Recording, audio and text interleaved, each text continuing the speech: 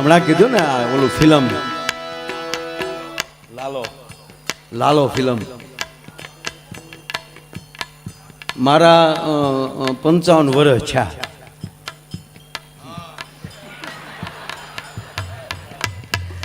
એ વેનકે જોયા તે હવે તમે બધા ઘરના જ બેઠા છો ને મારે તમારે પછી આ જાતિ જિંદગી હવે હું ખોટું આમ રાખવું આવ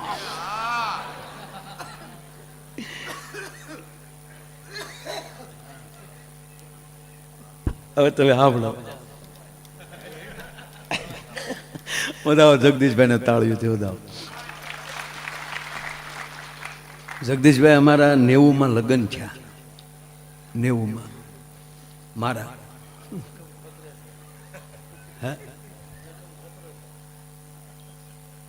90માં લગ્ન થયા.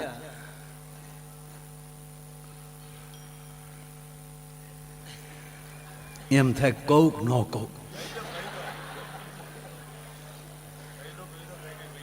હમણાં મને હું બહાર હતો પ્રોગ્રામમાં અને પહેલી વાર એટલા વર્ષમાં કીર્તિભાઈ તમારા ફૂઈએ મને ફોન કર્યો. દીકરીને બધા આવેલા હતા, સોનું બધા આ દિવાળી ઉપર. મને કે વાત કહું કયો ને આપણા ઘરના એમ કે વાત કહો એટલે આપણને કેવું આમ થોડું સારું લાગે. હું તો એ કહું આ તો આપણો બધો મર્યાદાવાળો ડાયરો છે. બાકી ખરેખર કહું ભાઈ આ દાંપત્ય જીવન અત્યારે ભાંગી ગયા છે. હા સંબંધ નો હજી સંબંધ થયો હોય ને લગ્ન ન થયા હોય એ પેલા જે બે વાતો કરતા હોય ફોનમાં એ કોક દે આડા કાને હા પડજો આમ હાલો આ ઘૂઘું બોલવા મારો દીકરો વાયડ આડો વયો ગયો ને ઘૂઘું બોલવા.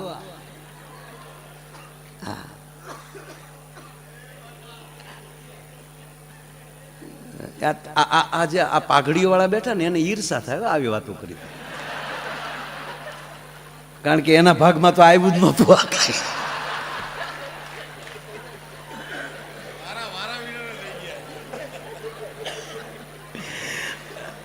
નહોતું જોવા જવાનું છું. વડીલોએ જે સંબંધ કર્યા એ ફાઇનલી તો ઘરે આવીને ઘૂંઘટ ખોલ્યા ત્યારે ખબર પડી કે આ આપણા ભાઈ બોલો રાણી બાદશાહ જે હોય.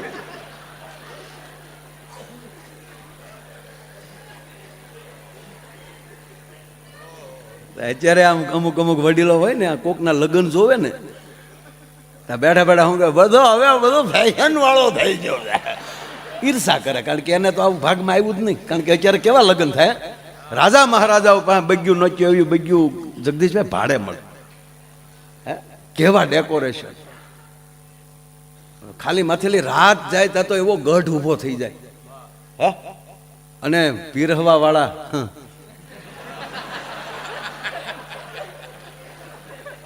ક્યાંથી આવે એ ખબર નથી આપણને. ડાયાબિટીસ હોય એ 10 ઢેફલા ખાઈ જાય. લાઈવ લાઈવ ગગી તને ના પડા હે ગોટો વળી જાય પીરહીને વહી જાય.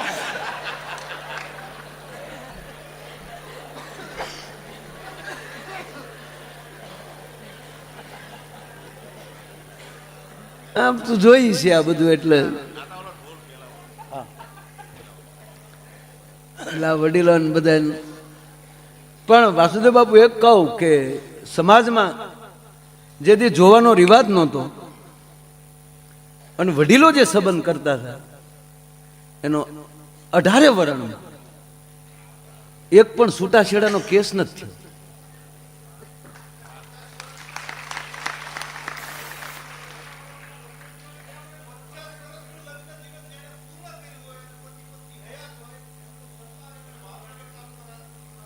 વાહ વાહ વાહ વાહ. એ તો 50 વર્ષ પહેલાથી પ્રોગ્રામ હતો જ નહીં. બ્યુટી પાર્લર જ્યારથી આવ્યું ત્યારથી જોવાનું ચાલુ થયું છે. વાસુદેવભાઈ અમારા ભાવનગર જિલ્લા ગોહિલવાડ ક્ષત્રિય સમાજના પ્રમુખ છે પોતે. અને એણે ભાવનગર જિલ્લામાં એવો કાર્યક્રમ રાખ્યો કે 50 વર્ષ જેના દાંપત્ય જીવનના પૂરા થયા હોય એ દંપતીનું સન્માન કરવું છે.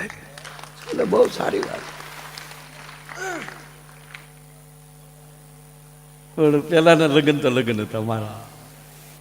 મેં બળદગાડામાં બેસીને જાણ કરી છે બાબુ કે અમારા કે ને એકવાર તાળ્યું થયું તો કે એવા માણસ છો કે ગોહિલ અમારું ભાવનગર વર્તેજ એ કોંગ્રેસમાંથી વિધાનસભા લડ્યા બરોબર અને એ માણસે ને હિસાબે એ હટ્યા તો જીતુ આ હાર્યા તો જીતુભાઈ જીત્યા ને જીતુભાઈ વાઘાણી પાછા અમે ડાયરો જીતુભાઈ નો કરવા જઈને સવારે નાસ્તો આનો કરીએ પાછા જીતુભાઈ અહીંયા નાસ્તો કરવા આવે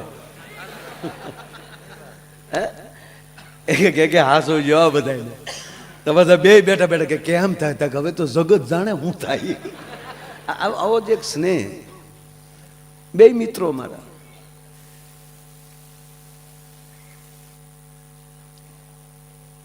જોવાની વાત આવી ને એટલે મને સારું વાત થાય એક છોકરો જોવા ગયો કીર્તિભાઈ હવે તો જોઈને થાય ને તો ગામડામાં હવે ચાલુ થયું તો છોકરીને બાપાએ કીધું જો દીકરી રૂમમાં બેઠી જા બેટા ઘૂ ગયો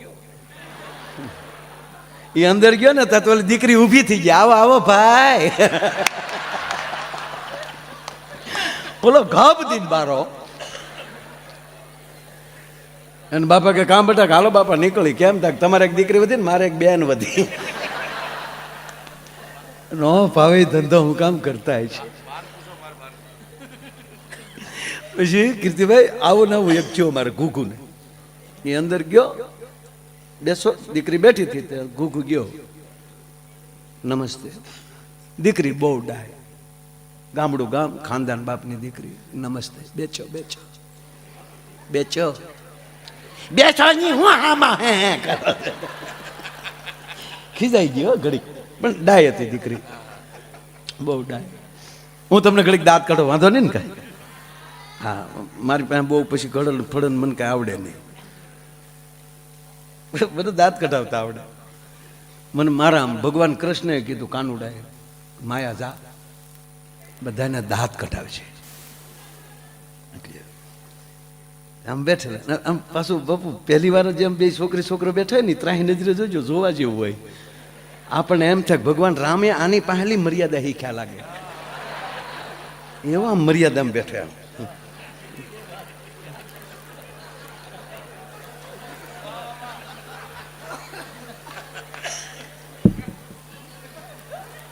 હામે તે હામે આમ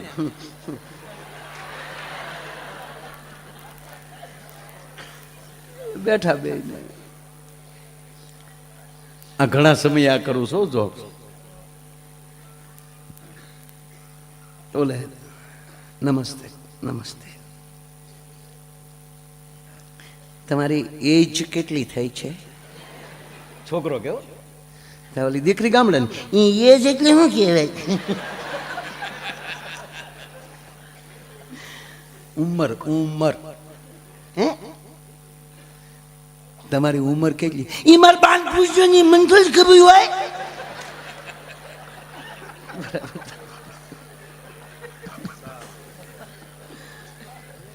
ચરચ ચારું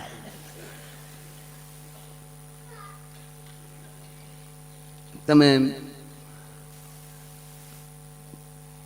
તમારું સ્ટડી એ નવું ક્યાંથી આવ્યું અભ્યાસ અભ્યાસ તમે કેટલું ભણ્યા ઈમાન બાન પૂછ્યું ને આપણે તો 5 ની કાગળ જઈ જતા હોઈએ ઈમાન બાન પૂછ્યું તાકે બધું બાને પૂછો ને એમ તે ઘરમાં મોટા તો ઈ છે તે આપણે એને કહીને બીજું કોણ કેવું તમારી બાનું કહેવાય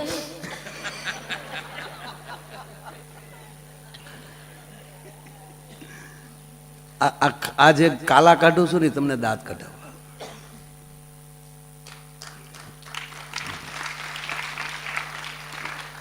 55 થયા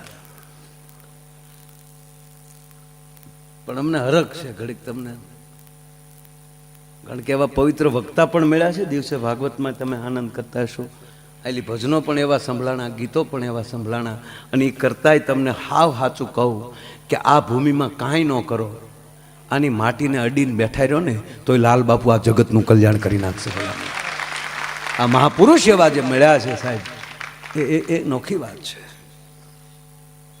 એટલે હું તમને પછી ઓલો બેઠો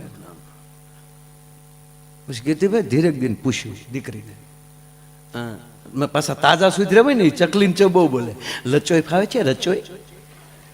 હવે દીકરીઓને પૂછાય રસોઈ ફાવે એમ? છોકરાને પૂછાય ગાળ્યો આવડે એમ? દીકરી કે લે રસોઈ તો આવડે ને. તવળો કે ચૂચું ફાવે છે? દાળ ભાત, રોટલી, શાક, રોટલા, લાપસી. આમ તો રોટલાનું લાપસીનું કહી દે ને પછી માણાના પેટના હોય તો આગળ ન પૂછાય. દરેક રસોઈ તમે ચોપડીમાં વાંચીને શીખી શકો, ટીવીમાં જોઈને શીખી શકો, પણ એક રોટલો ને બીજી લાપસી એ છે કે તો જેની જનેતાને આવડતું હોય એની જ દીકરીને આવડે. સાહેબ આ સંસ્કાર છે. માતાજીની લાપસી આવડતી હોય એટલે